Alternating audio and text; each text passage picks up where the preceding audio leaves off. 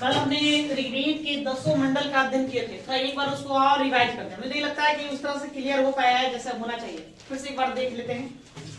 नहीं, ऋग्वेद के कितने मंडल हो गए? 10। सूक्त कितने? 1028। और उसमें ऋचाओं की संख्या कितनी है? 10,580। नहीं, इतना देखिए। 10 मंडल में देखिए, बारी बारी से चलते हैं हम लोग, है ना। प्रथम मंडल आप लोग को लिखना नहीं है, बस खाली समझना है। प्रथम मंडल, प्रथम मंडल। तो प्रथम मंडल में आपको याद रखना क्या है? ऋषि। कौन कौन ऋषि थे यहाँ? तो यहाँ एक ऋषि का नाम हुए मधुचंदा, ठीक है। इन्हीं यहीं पर नाम होंगे दीर्घतमा, और यहीं पर हम याद रखेंगे ऋषि अगस्त। अगस्त, अगस्त। अच्छा, सबको जरूरी नहीं है।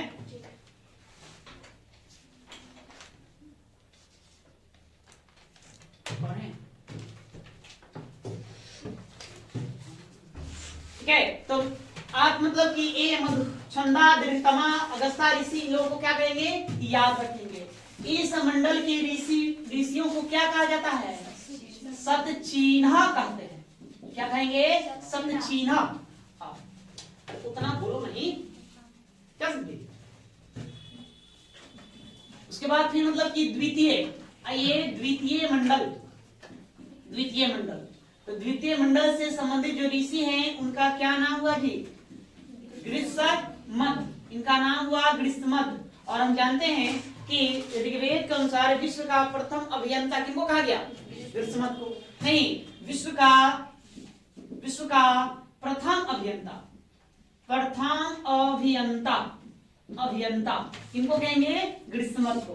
ये विश्व का प्रथम अभियंता है। तो द्वितीय मंडल से ये बातें ध्यान रखना है। वही तृतीय मंडल, तृतीय मंडल, तो तृतीय मंडल को ध्यान में रखेंगे। इससे संबंधित जो ऋषि है उनका नाम हुआ विश्वामित्र। विश्वामित्र।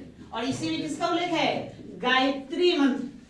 गायत्री मंत्र का उल्लेख इसी में है। नहीं, विश्व का प्रथम धर्म गुरु वो किनको बताया गया? तो विश्वामित्र को। इसी मंडल में बताया गया है कि विश्व का प्रथम धर्म गुरु, विश्व का प्रथम धर्म गुरु कौन कहलाएंगे? विश्वामित्र कहलाएंगे। इसका उल्लेख हमें तीसरे मंडल में देखने को मिलेगा। उसके बाद आइए चतुर्थ मंडल। चतुर्थ मंडल, तो चतुर्थ मंडल से संबंधित जो ऋषि है उनका नाम हुआ वामदेव। वामदेव नाम हुआ, ठीक है। और इसमें किसका उल्लेख है? हाँ, कृषि करने की विधियों प्लस उसके उपकरणों, कृषि उपकरणों का उल्लेख इसमें मिलेगा। कृषि उपकरणों को देखेंगे इसमें हम चौथे मंडल में। पांचवा जो मंडल है पंचम मंडल, इसमें आपको सिर्फ ऋषि का नाम याद रख लेना। क्या नाम हुआ? अत्रि। उसके बाद हम षष्ठम मंडल देखेंगे। षष्ठम मंडल, तो षष्ठम मंडल में आपको ऋषि का नाम याद रखना है। क्या? भारद्वाज। नहीं, यहाँ पर ऋषि का नाम हुआ भारद्वाज आपको याद रखना है। उसके बाद सप्तम मंडल आ जाइए। सप्तम मंडल, तो सप्तम मंडल में जो ऋषि हुए उनका नाम क्या हुआ? उनका नाम हुआ वशिष्ठ, है ना। ऋषि वशिष्ठ से संबंधित है सप्तम मंडल। और इसी में दास राज युद्ध का उल्लेख मिलेगा। युद्ध का उल्लेख मिलेगा, ठीक है।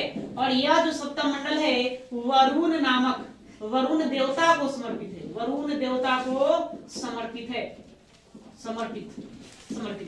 ठीक है। तो सप्तम मंडल से इन बातों को ध्यान रखना है। उसको बाद आ जाएंगे फिर हम अष्टम मंडल। तो अष्टम मंडल से संबंधित जो ऋषि हैं उनको हमने क्या कहा? कन्नौ ऋषि कहे, कन्नौ कहलाए। और साथ में इसी में अंगिरस ऋषि से संबंधित ये मंडल है क्या? ठीक है।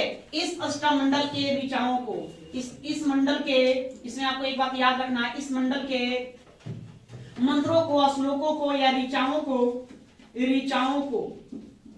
को बाल्याखिल कहा जाता है या बालखिल कहा जाता है। बालखिल कहा जाता है। इस मंडल में ये बातें को ध्यान में रखना है। उसके बाद आता है नवम मंडल, नवम मंडल।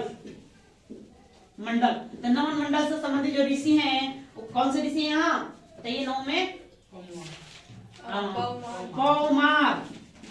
पौमार, यहीं पर आपको मिलेंगे अंगीरा। ठीक है, यहीं पर एक ऋषि है, उनका नाम सोम भी पड़ता है, सोम भी देता है।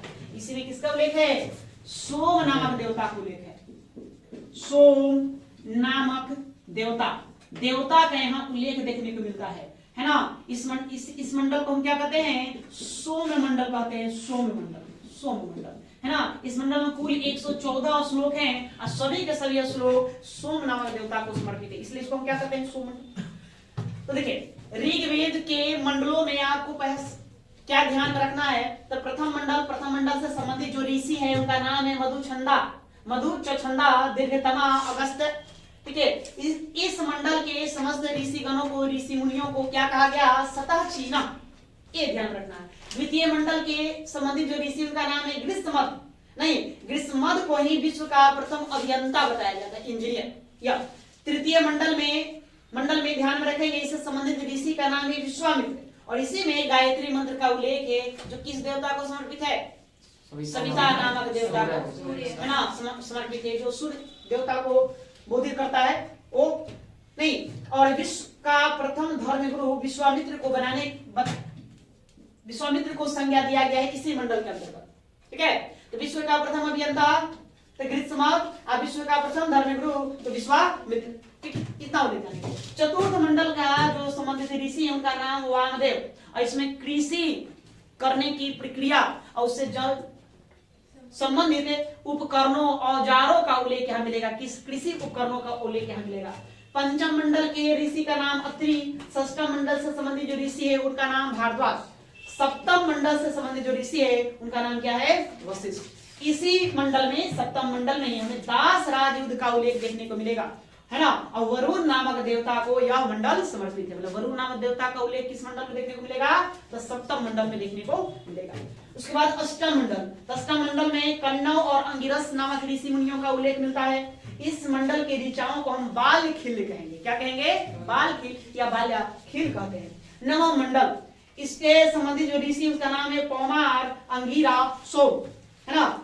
ये जो मंडल है सोम नामक देवता को समर्पित है, इसलिए इस मंडल को हम सोम मंडल भी कहते हैं, क्योंकि इसमें कुल 114 सूक्त हैं और सभी के सभी सूक्त जो हैं किनके ऊपर है? सोम नामक देवता के ऊपर। ठीक है, इतना हम पिछले क्लास में पढ़े थे जी।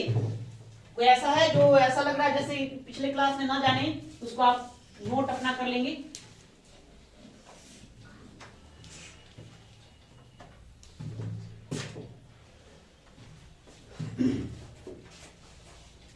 और ये दसम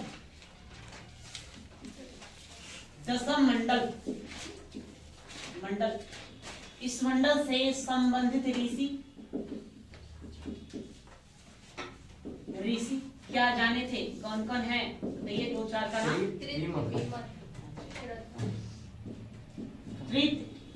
विमद, कामायनी, श्रद्धा, है ना, आदि और सारे हैं। एक यहाँ ध्यान में रखना है, इस मंडल को हमको याद करना है। दसम क्यों याद करना है जी? एक आपको याद रखना है पुरुष सूक्त। इसी मंडल में पुरुष सूक्त का उल्लेख है, पुरुष सूक्त। इसी मंडल में सूर्य सूक्त का उल्लेख है, सूर्य सूक्त। इसी मंडल में नदी सूक्त का भी उल्लेख मिलेगा, नदी सूक्त। नदी सूक्त का उल्लेख मिलेगा। पुरुष सूक्त में किसके बारे में उल्लेख है? वर्ण का, है ना, वर्ण व्यवस्था का उल्लेख है, या वर्णों की उत्पत्ति का उल्लेख है। हाँ, 4 वर्णों की उत्पत्ति का उल्लेख यह मिलेगा। सूर्य सूक्त में क्या मिलेगा? विवाह संस्कार का उल्लेख मिलेगा, विवाह संस्कार, है ना। इसमें नदियों से संबंधित बातें हैं, तो आपको सिर्फ नदी सूक्त ध्यान में रखना है। इसके अलावा इसी में हमको समवाद मिलेगा। क्या मिलेगा? समवाद। एक मिलेगा यमी समवाद, ठीक है। हाँ, इसी में आपको मिलेगा पुरु, रवा, उर्वशी संवाद, उर्वशी संवाद ये देखने को मिलेगा। उसके बाद इसी में आपको मिलेगा शर्मा पानी संवाद, पानी संवाद ये आपको देखने को मिलेगा। यही आपको होगा ईला संवाद, ईला संवाद, इसका भी उल्लेख हमें इसी मंडल में देखने को मिलेगा। ठीक है, इतनी बातें हम जाने थे या कि 10वें मंडल में क्या क्या बातें हैं, तो 10वें मंडल में ये बातें याद रखना है। देखिए आपको ये सब याद करने की जरूरत नहीं है, मतलब ये जानने की आवश्यकता नहीं कि यम यानी संवाद में क्या है, पुरुरुबा उर्वशी संवाद क्या है, समा पानी संवाद क्या है, ईला संवाद क्या है।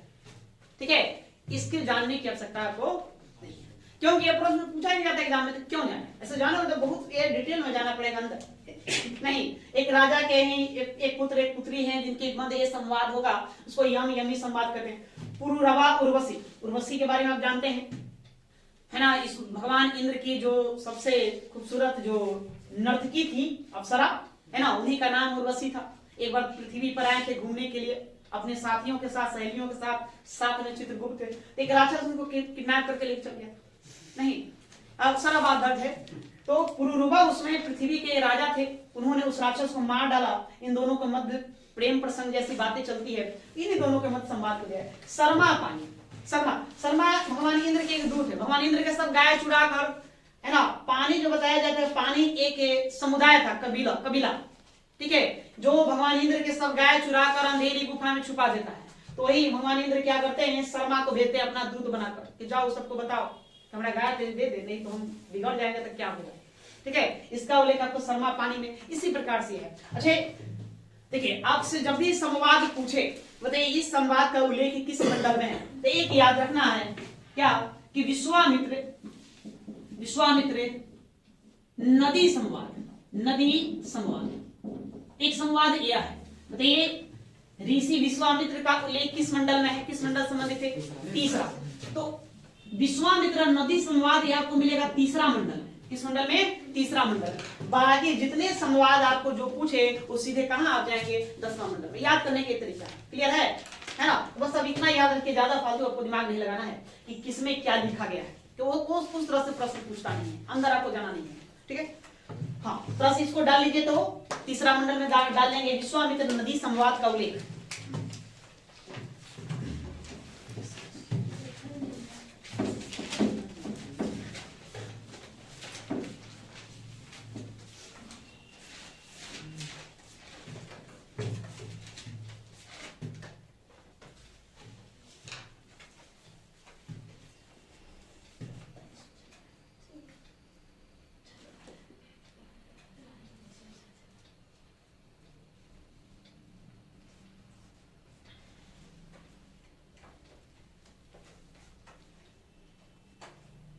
हो गया, चलिए विश्वामित्र नदी संवाद का संबंध किस मंडल से या उल्लेख किस मंडल में है, तो कौन सा मंडल, तीसरा मंडल। उसको छोड़कर जितने संवाद हैं सब मिलेंगे आपको 10वां मंडल में मिल जाएंगे।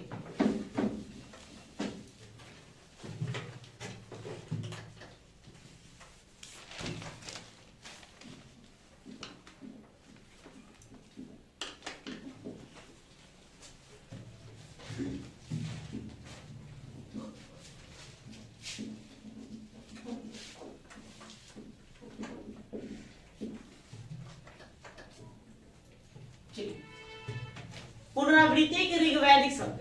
अब एक प्रश्न आपसे पूछा जाएगा, लिखेगा कि बताइए इस शब्द का उल्लेख कितनी बार मिला है। जैसे कि ऋग्वेद में गाय शब्द का उच्चारण कै बार किया गया है, पिता शब्द का उल्लेख कै बार किया गया, इंद्र को कितनी बार उच्चारित किया गया है, नहीं कितनी बार लिखा गया है, अग्नि को कितनी बार लिखा है। उसको कहेंगे हम पुनरावृत्ति के ऋग्वैदिक शब्द, मतलब किस शब्द का प्रयोग कितनी बार करता है ऋग्वेद, उसके बारे में आपको जानना है। तो जो बहुत सारे ऐसे बात है, लेकिन जो एग्जाम के दृष्टिकोण से जितना जरूरी है उतना ही हम जानेंगे। तो आपको ध्यान में रखना है पिता, सबसे ज्यादा बार ऋग्वेद में पिता शब्द का प्रयोग। ऐसे आप देखेंगे तो सबसे ज्यादा बार ओम शब्द का प्रयोग है। किसका, ओम। मंत्रों में श्लोकों में ओम लिखा गया, और ओम को हम छोड़ दें तो सबसे ज्यादा बार कौन सा शब्द, पिता, या 335 बार। कितनी बार, 335। उसके बाद आपको आपसे इस ध्यान में रखना है आपको कि माता शब्द का पुनरावृत्ति कितनी बार हुआ है, यह 234 बार, 234 बार माता, पिता। उसके बाद आप है अरे अग्नि, अग्नि, अग्नि आपको 200 बार, इंद्र इंद्र, इंद्र को ध्यान में रखना है 250 बार, 250 बार।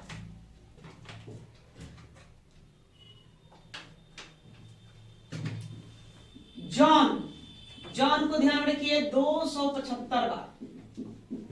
अश्वे, अश्वे 215 बार। लिखिए, इसको लिखेंगे तो चलेंगे।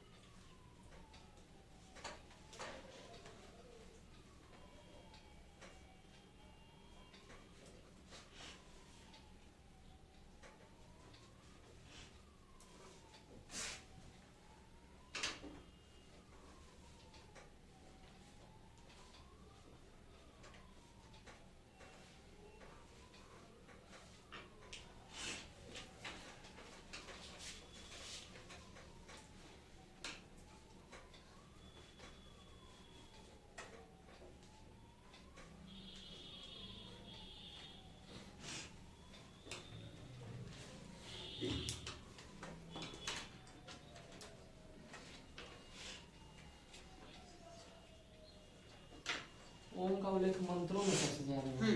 मंत्रों में ऐसा पूछना तो पिता है। जैसे कि देखिए वो तो श्लोक है, तो श्लोक में उसको पिरोया गया है, तो उस आधार पर देखा जाए तो सबसे ज्यादा बार कौन सा शब्द का पुनरावृत्ति हुआ, तो मंत्र ओम, तो मंत्र में उसका प्रयोग है। लेकिन अर्थ के तौर पर देखेंगे उसमें तो ये सब मूल शब्द है ना, मूल शब्द आपका कौन हो गया, ये सब हो गया। तो उसमें ऐसे हम देखें तो पिता शब्द का सबसे ज्यादा बार प्रयोग है, कितनी बार, 335 बार। सबसे ज्यादा बार आपको ध्यान रखना, पिता 335 बार, उसके बाद माता 234 बार, अग्नि को 200 बार, इंद्र को 250 बार, जौन 275 बार, जौन शब्द का प्रयोग किया है गया है 275 बार, और अश्व घोड़ा वो शब्द का प्रयोग है 215 बार, गाय 176 बार, 20 170 बार, आर्य 36, कृषि को 33 बार, यमुना को 3 बार और रुद्र को भी 3 बार। उसके बाद राजा, पृथ्वी, गंगा, वैश्य, क्षुद्र, ये 5 शब्दों को ध्यान रखना है। कितने प्रयोग किया गया है, मात्र 1 बार प्रयोग किया गया है ना। इसमें गंगा को पूछा गया है, गंगा,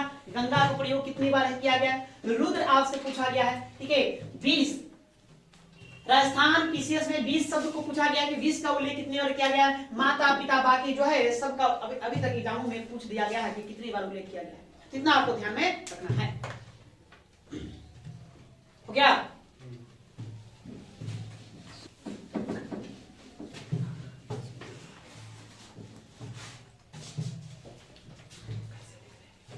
चलो हम लोग अभी ऋग्वेद ही देख रहे थे। अभी ऋग्वेद में कुछ पॉइंट्स और है, आपको लिखना है। चलिए लिखते चलिए। लिखिए, ऋग्वेद और ईरानी धर्म ग्रंथ है।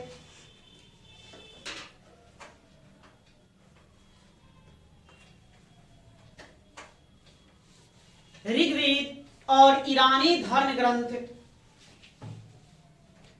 ग्रंथ जैन अवेस्ता, पहले चर्चा की इसके ऊपर है। जैन अवेस्ता में समानता पाई जाती है, में समानता पाई जाती है।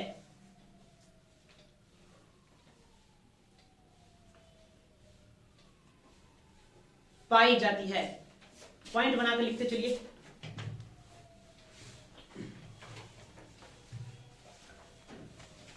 ऋग्वेद का आरंभ है, आगे नेक्स्ट, ऋग्वेद का आरंभ है अग्नि की उपासना से होता है।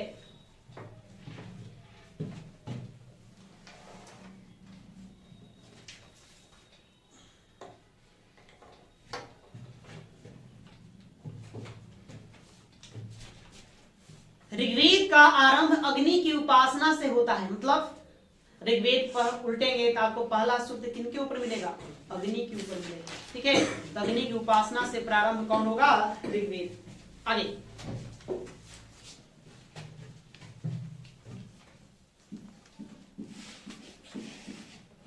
अस्तोमा सदगमय, यह आप श्लोक है, देखते होंगे लिखा हुआ, खास करके स्कूलों के लोगों में, कई सारे स्कूल है जिसके लोगों में देखेंगे इसका उच्चारण करेगा। तो यह ऋग्वेद से दिया गया। कहां को यह उल्लेखित है? ऋग्वेद में। अस्तोमा सदगमय ऋग्वेद से लिया गया है।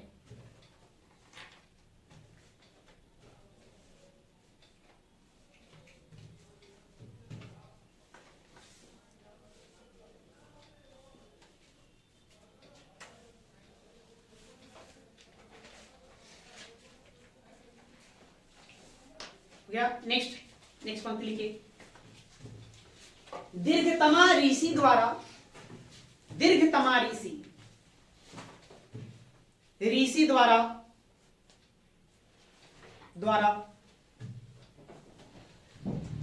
विवाह को एक संस्था के रूप में, विवाह को एक संस्था के रूप में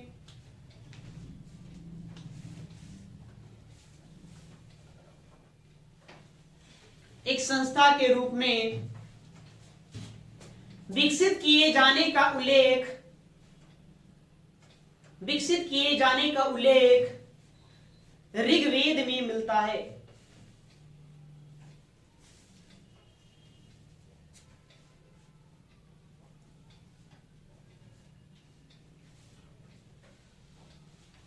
ऋग्वेद में मिलता है।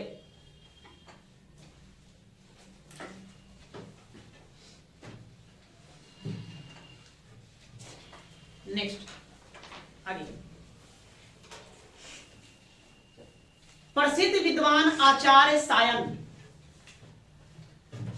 प्रसिद्ध विद्वान आचार्य सायन, सायन ने संपूर्ण ऋग्वेद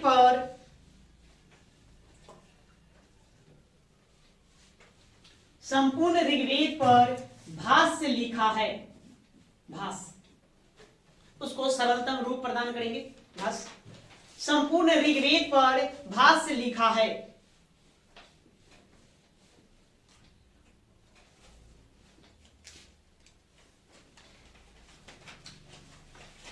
आप जानते हैं सायन किनके दरबार में रहते थे? इसमें एक हम लोग जोड़ लो, लिखो, सायन, सायन विजयनगर साम्राज्य के शासक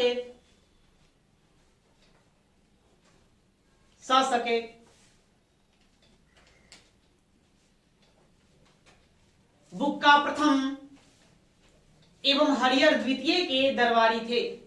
दोनों के दरबार में रहेंगे। बुक का प्रथम एवं हरिहर द्वितीय के दरबारी थे। बुक का प्रथम सायन विजयनगर साम्राज्य के शासक है।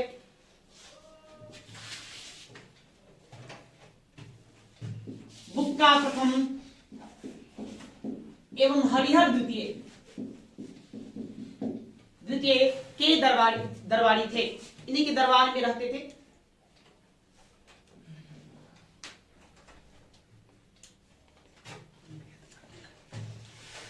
ठीक है, तो ऋग्वेद को अभी यहीं पर रोकते हैं। ऋग्वेद से जुड़ा जो भी प्रश्न हमने सब पर चर्चा किया।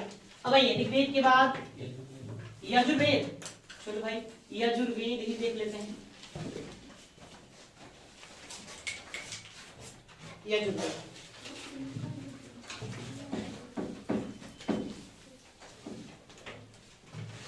यजुर्वेद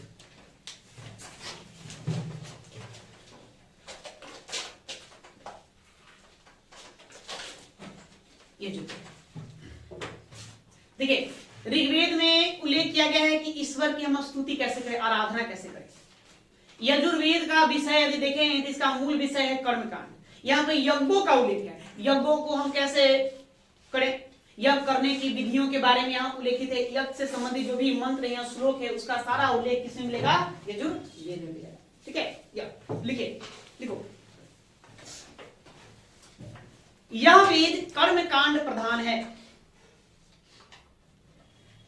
यह वेद कर्म कांड प्रधान है।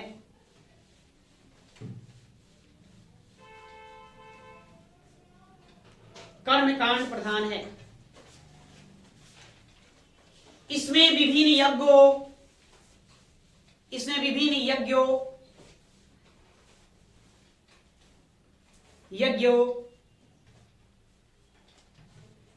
एवं उनके विधि विधान का विवरण है। एवं उनके विधि विधान का विवरण है।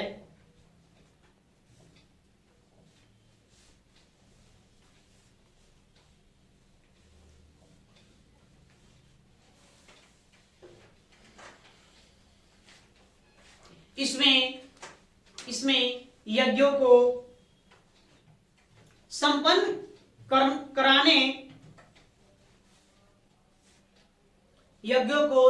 कराने के लिए उपयोगी मंत्रों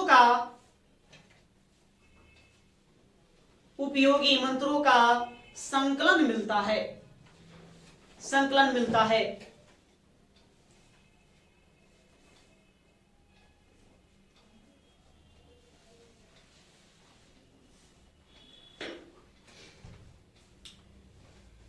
इस वेद के मंत्रों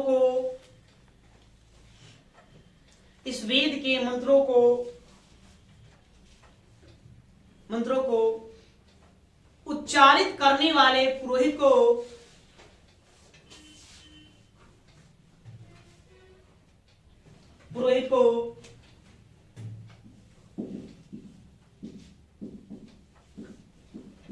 अधर्व्यु कहा जाता था।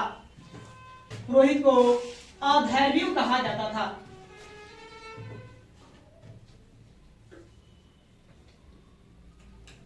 अधर्व्यु कहा जाता था। तो सभी मंत्रों के लिए पुरोहितों को अलग अलग कहा जाता था। जैसे ऋग्वेद में के मंत्रों को जो उच्चारित करते हैं उसको क्या कहेंगे, नहीं, यजुर्वेद में जो मंत्रों को उच्चारित करते उसे अधर्वु कहेंगे। सामवेद को हम कहते हैं उद्गाता। क्या कहते हैं, उद्गाता। वहां देखिए उद्गाता कहेंगे। और अथर्ववेद के मंत्रों को उच्चारित करने वाले को हम ब्रह्मा कहेंगे। क्या कहेंगे, ब्रह्मा। सबका अलग अलग अपना नाम मिलेगा। इसको आप अंडरलाइन करिए अधर्वु को।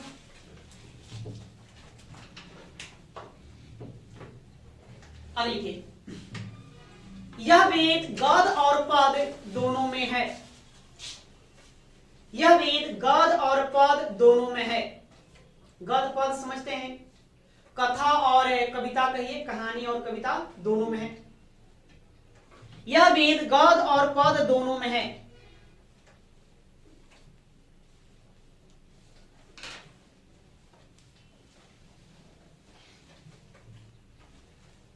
इस वेद के दो भाग हैं। इस वेद के दो भाग हैं।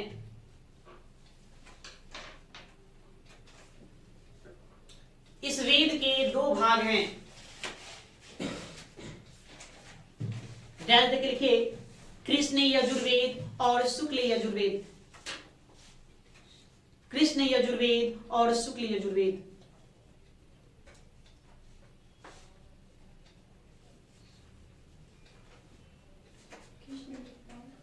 शुक्ल, कृष्ण यजुर्वेद और शुक्ल यजुर्वेद, इसको दो भागों में बांट दिया गया है। एक पंक्ति और लिखेंगे, इस वेद का अंतिम भाग, इस वेद का अंतिम भाग ईशोपनिषद, इस वेद का अंतिम भाग ईशोपनिषद है।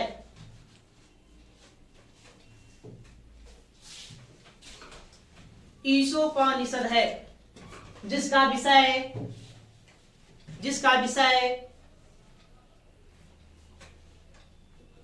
विषय याज्ञिक विधि विधान,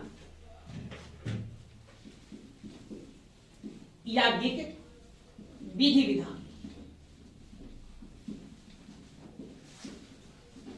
विधि विधान मतलब यज्ञ से संबंधित बातें ना होकर, याज्ञिक विधि विधान ना होकर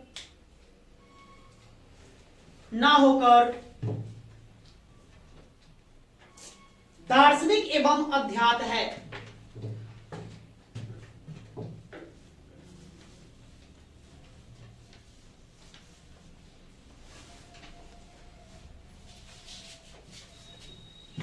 दार्शनिक एवं अध्यात्म है। ठीक है, ऐसे आप यजुर्वेद देखेंगे तो पूरा का पूरा जो वेद है वो याज्ञिक विधि विधान से संबंधित है। मैंने उसी का उल्लेख किया गया, यज्ञ कैसे किया जाए, उसको किस प्रकार से संपन्न कराया जाए, किस किस प्रकार के मंत्रों का प्रयोग होगा। लेकिन इसका जब अंतिम भाग देखेंगे तो वो ईशोपनिषद कहलाता है, और उसमें हम याज्ञिक विधि विधान का उल्लेख नहीं किया गया है। उसके जब किसका उल्लेख किया गया है, अध्यात्म का उल्लेख किया गया है। ठीक है, ये बात आपको थोड़ा सा ध्यान में रखना है। इसको अब यहीं पर छोड़ेंगे, यजुर्वेद से ज्यादा बातें याद नहीं रखना। यहाँ से याद करने वाला बात जो सबसे ज्यादा बार पूछा जाता है ना, कि कौन सा वेद गद और पद दोनों में लिखा गया है। कौन लिखा गया है, यजुर्वेद लिखा गया है। ठीक है, इतना याद रखना है ना। यज्ञ विधियों का उल्लेख किस वेद में मिलेगा, तो यजुर्वेद में मिलेगा। अब अगला लिखिए तीसरा, सामवेद। सामवेद, सामवेद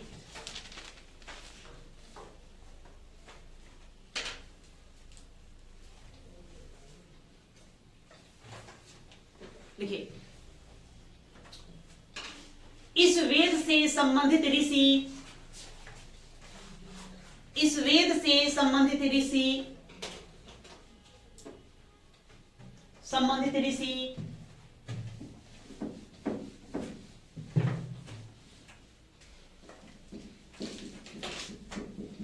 जैमिनी एवं सुकर्मा, जैमिनी एवं सुकर्मा है।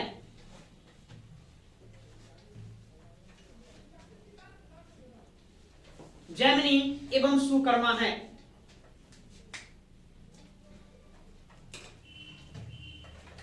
सुकर्मा है। इस वेद के ज्यादातर मंत्रों को, इस वेद के ज्यादातर मंत्रों को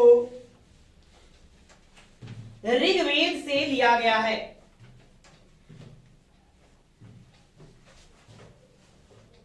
ऋग्वेद से लिया गया है।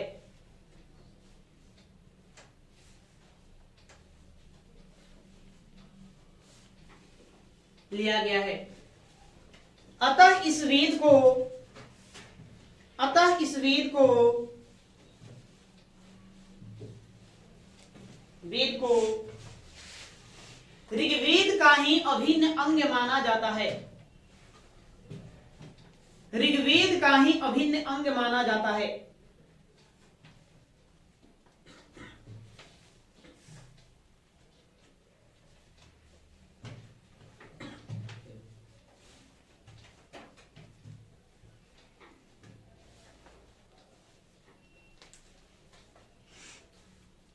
इसमें यज्ञ के अवसर पर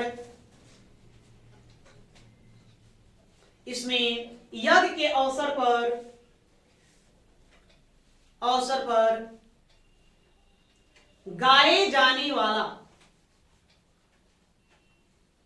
मंत्रों का वर्णन है।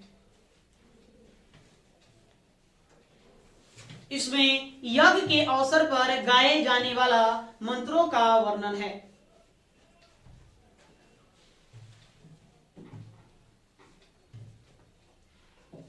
मंत्रों का वर्णन है। इन मंत्रों को गाने वाले पुरोहित को गाने वाले पुरोहित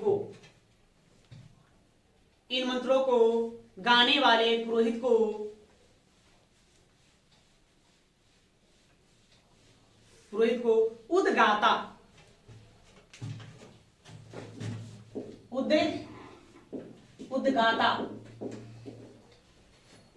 कहा जाता था।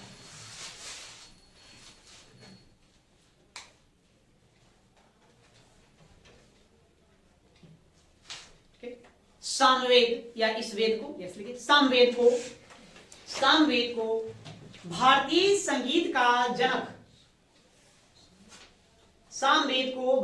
संगीत का जनक माना जाता है।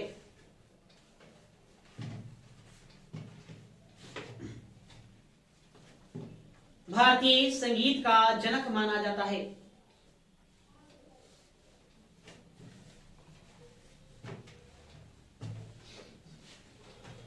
ठीक है, तो इस वेद से भी इतनी ही बातें याद रखना है, ज्यादा विशेष नहीं। यहां से सबसे ज्यादा बार पूछा जाने वाला प्रश्न क्या, किस वेद को भारतीय संगीत का जनक कहते हैं? कौन सा? सामवेद। याद रखना। अब ये अथर्ववेद।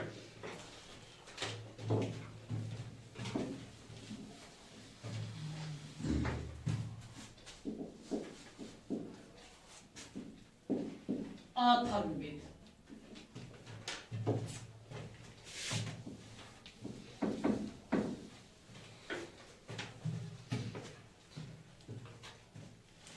चार वेदों में सबसे बाद में लिखा जाने वाला वेद अथर्ववेद। सबसे प्रसिद्ध वेद अथर्ववेद। ये भी याद रखना, सबसे प्रसिद्ध फेमस कौन हुआ? अथर्ववेद। नहीं, इसमें इसे अथर्वा ऋषि जो थे उनके द्वारा इसको क्या गया था, लिखा गया था।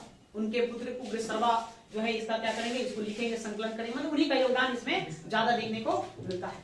इसमें भूत प्रेत, जादू टोना, वशीकरण, दवा दारू, रोग निवारण वगैरह इन सब का उल्लेख किसमें देखने को मिलेगा? अथर्ववेद। नहीं, अथर्ववेद में और भी बहुत सारी बातें हैं जिसको आपको ध्यान में रखना है ना, उन सबको हम लिखेंगे। लिखिए,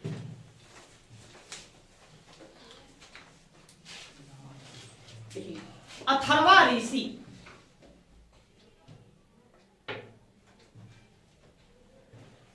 अथर्वा ऋषि और अंगिरस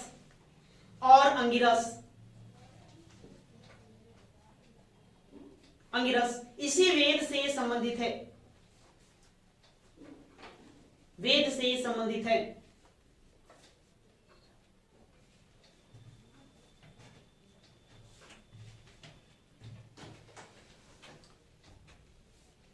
यह चारों वेदों में सबसे अंतिम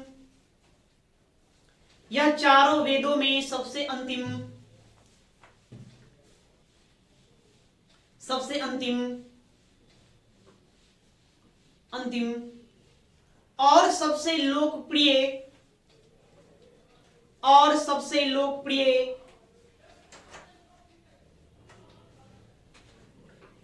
लोकप्रिय वेद है। लोकप्रिय शब्द को अंडरलाइन करिए।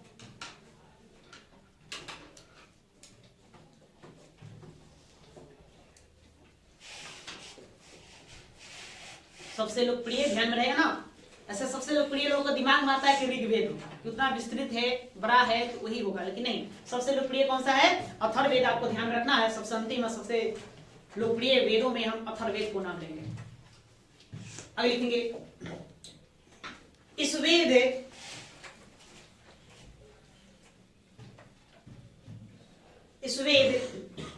का अधिकांश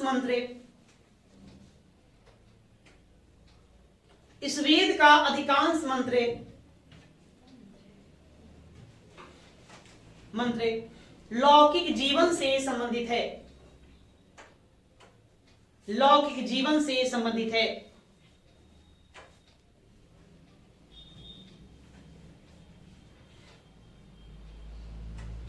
लौकिक जीवन करने का मतलब क्या जी तात्पर्य? आप लिखिए जैसे, लौकिक जीवन से संबंधित है, जैसे जैसे रोग निवारण, कौन देके लिखते चलेंगे, रोग निवारण, अंधविश्वास, अंधविश्वास,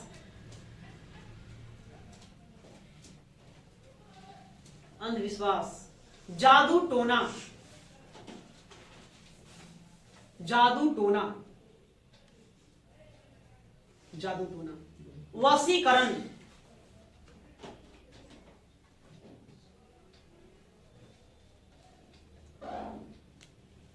वशीकरण, तंत्र मंत्र,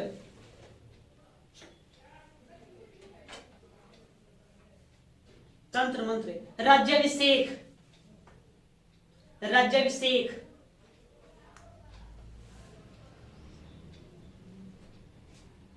गायों का महत्व इत्यादि, गायों का महत्व इत्यादि,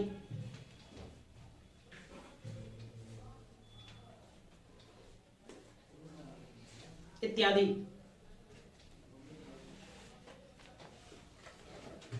इस वेद को ब्रह्मवेद, ब्रह्मवेद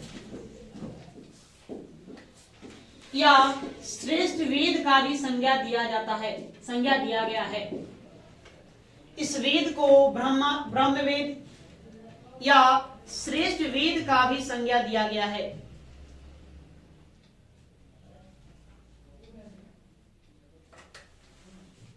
श्रेष्ठ वेद का भी संज्ञा दिया गया है।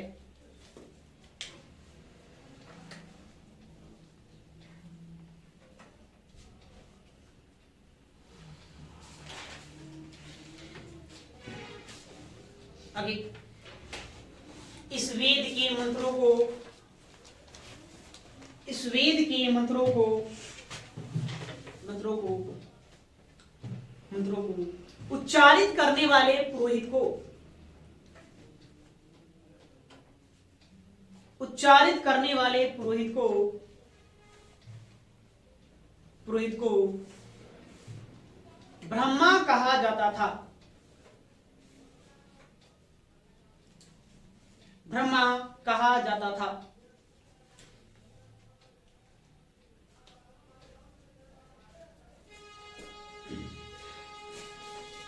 ठीक है, इतना बात सुन के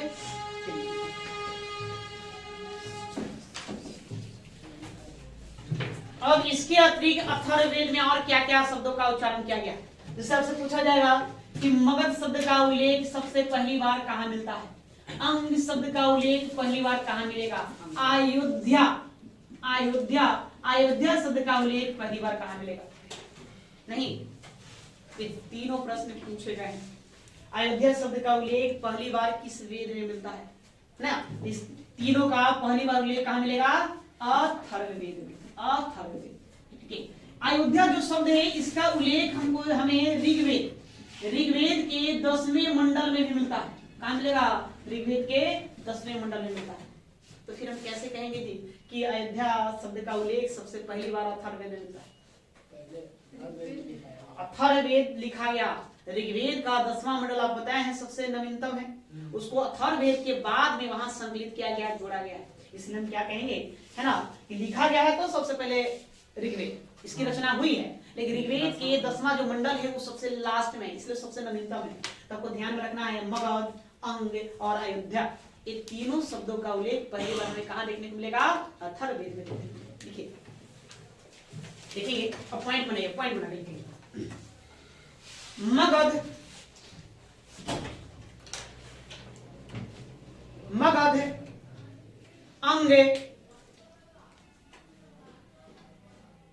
अंगे, मगध, अंगे एवं अयोध्या राज्य का उल्लेख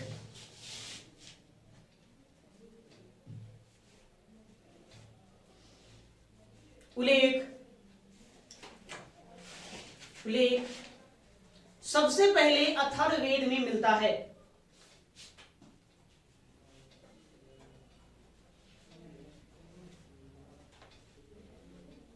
अथर्ववेद में भी मिलता है, सबसे पहले अथर्ववेद में मिलता है, मिलता है। ऋग्वेद के 10वें मंडल में भी,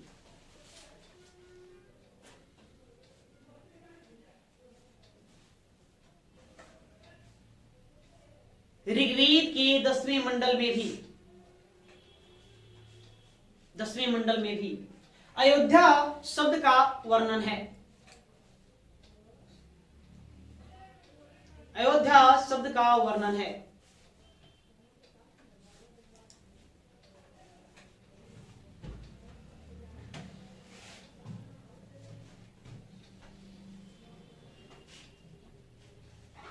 नेक्स्ट अगला पॉइंट, इसी वेद में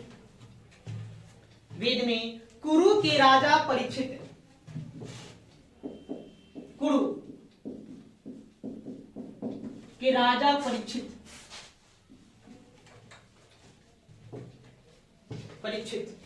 राजा परीक्षित के बारे में आप लोग जानते हैं, मृत्यु लोक का स्वामी किसको कहा जाता है? राजा परीक्षित। तो अथर्ववेद में कुरु के राजा परीक्षित का उल्लेख किया गया है, जिनको क्या कहा गया है? मृत्यु लोक का स्वामी कहा गया है। उसको पहले पूरा कीजिए, उसके बाद थोड़ा बता देते हैं इनके बारे में। इसी वेद में कुरु के राजा परीक्षित का वर्णन है,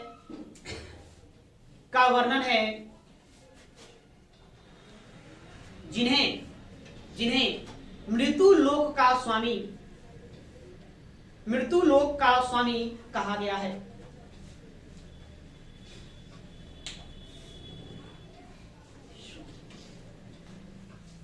मृत्यु लोक का स्वामी कहा गया है।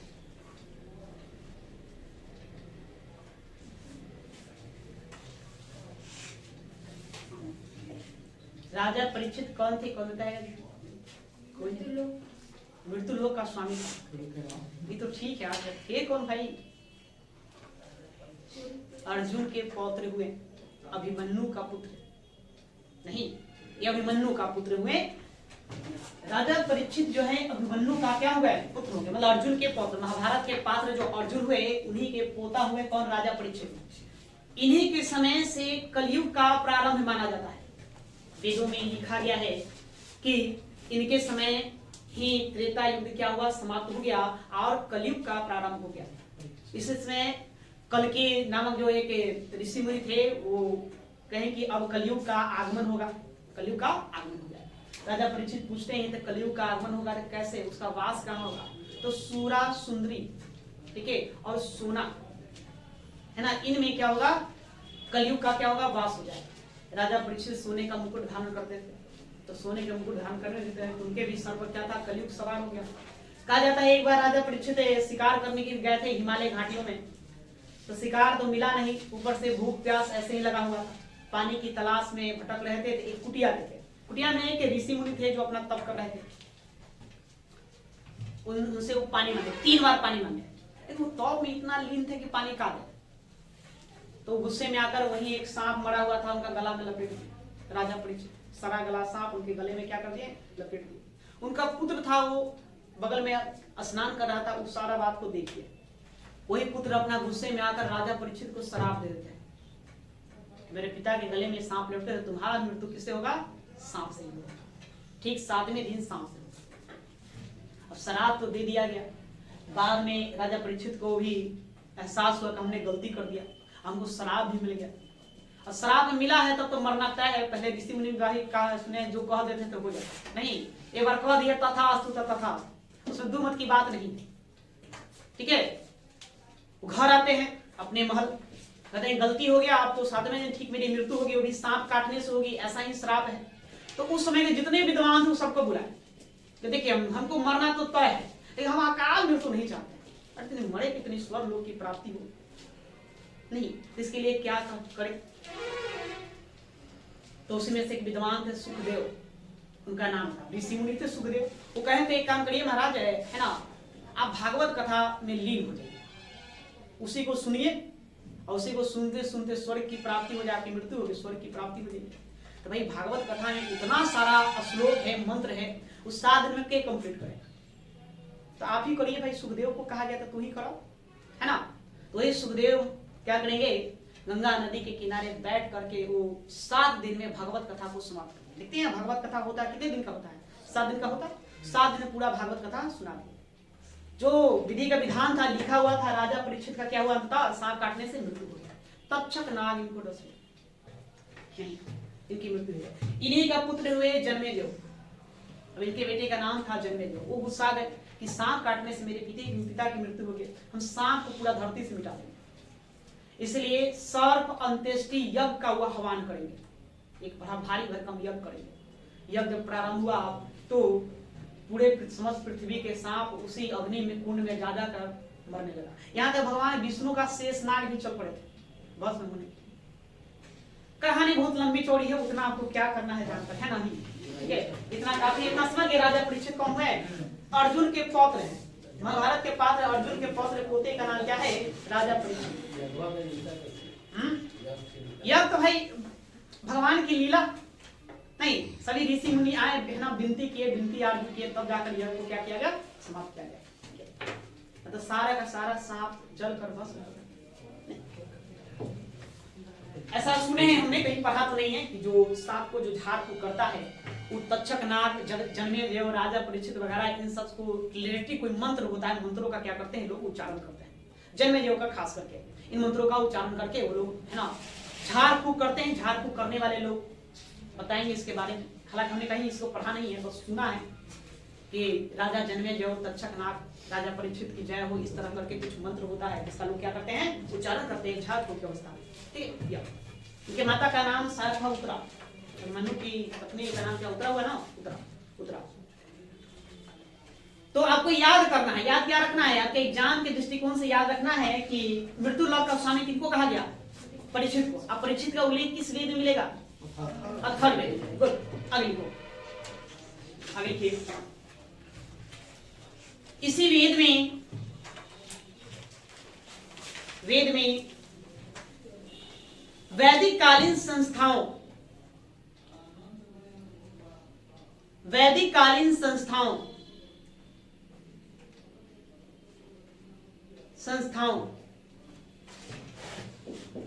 सभा और समिति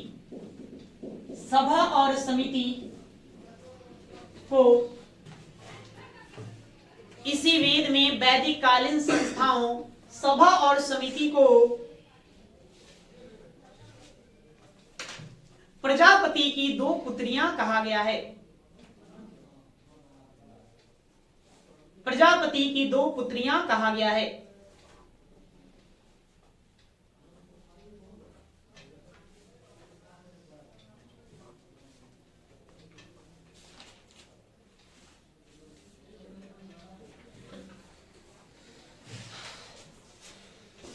ठीक है,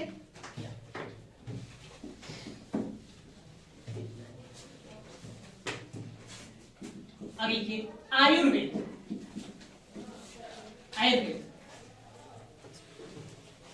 आयुर्वेद अर्थात जीवन का विज्ञान। आयुर्वेद अर्थात जीवन का विज्ञान का उल्लेख पहली बार अथर्ववेद में मिलता है। अर्थात जीवन का विज्ञान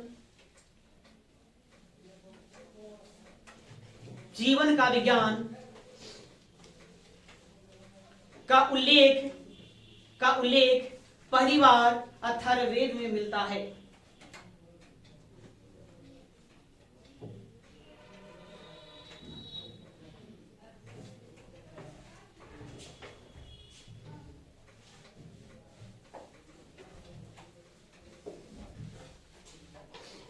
एक कथन है, युद्ध की उत्पत्ति मन में होती है। एक किनका कथन है, आप लोग जानते हैं, लियो टॉल्स्टॉय का स्टेटमेंट। ये फ्रांस के युद्ध के दौरान इस कथन को देंगे। यहां पर एक कथन भी मिलता है उसी से रिलेटेड। नहीं, युद्ध पहले मन में लड़ा जाता है, भूमि का प्रयोग बाद में होता है। इसका वर्णन किस वेद में मिलेगा? ये कौन सा वेद? अथर्ववेद। ये प्रश्न पूछा जा चुका है। तो लिखिए युद्ध पहले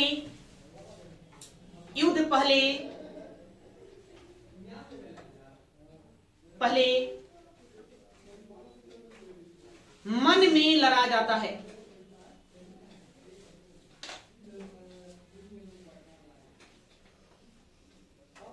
युद्ध पहले मन में लड़ा जाता है, कॉमा 2, भूमि का प्रयोग बाद में होता है।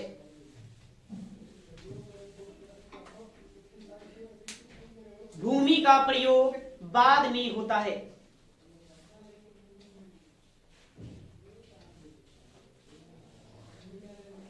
इसका सबसे पहले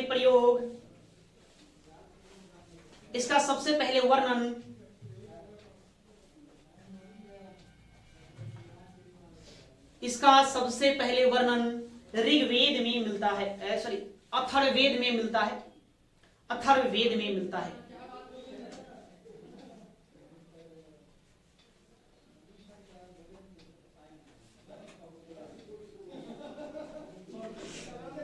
ठीक है, इतना समझ गए बात को।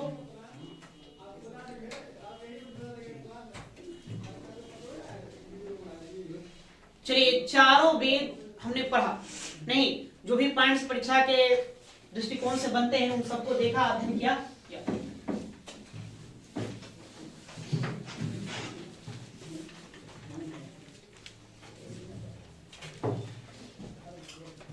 अब ये वेद, उन वेदों से संबंधित उपवेद, सभी वेदों का एक एक उपवेद है जो वैदिक काल में नहीं लिखा है, वैदिक काल के बाद लिखा है। पता है वैदिक कालीन साहित्य में कौन कौन आता है? 4 ही आता है। वेद आता है, ब्राह्मण ग्रंथ आते हैं, अरण्यक आते हैं, और क्या आएंगे? उपनिषद आएंगे, उपवेद नहीं आएंगे। वेद की रचना बाद में होगा। और इसका विषय तो हम इसको देख लेते हैं।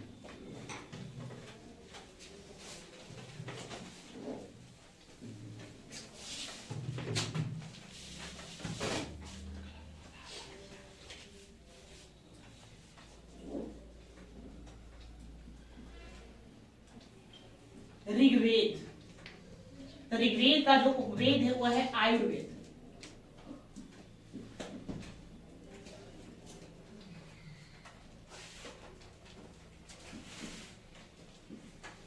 यजुर्वेद, धनुर्वेद,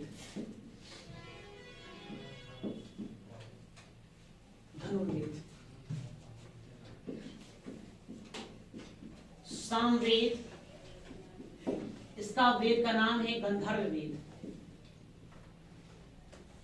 चौथा आपका हो जाएगा अथर्ववेद, इसके वेद का नाम है शिल्पवेद।